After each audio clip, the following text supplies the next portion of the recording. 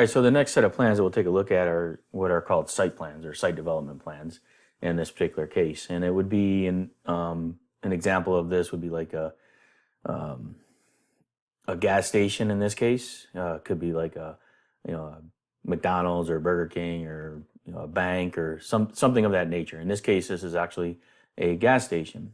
And you can see there you're going to see very similar sheets as the subdivision plan set. We'll spend a little bit less time probably on these because you'll see the differences between the two right away.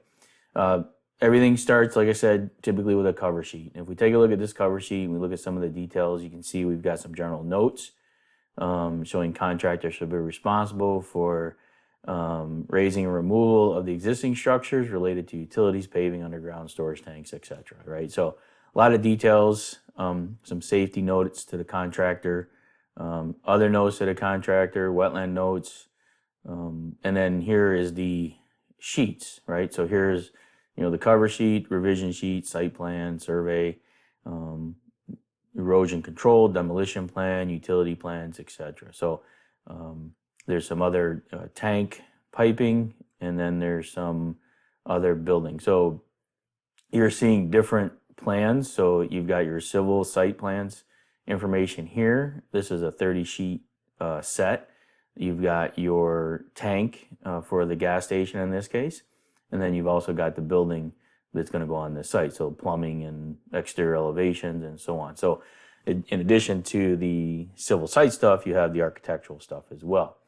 Now, if we look over here, we can see the revision notes. We got the preliminary review set, comments made per the city, and it was out set to bid and then issued for construction. So this particular set of plans we're going to use to construct the project. Over here, you've got some resources of, the storm and sewer, the planning and zoning, etc. And then obviously the vicinity map tells us where this project is actually going to happen.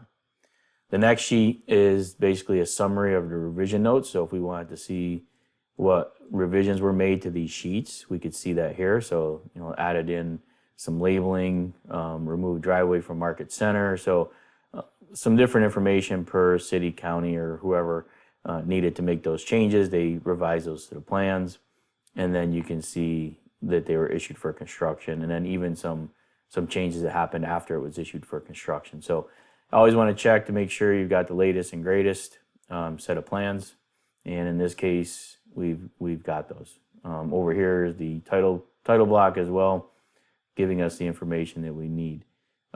This next sheet is the site plan, and we'll talk about that next.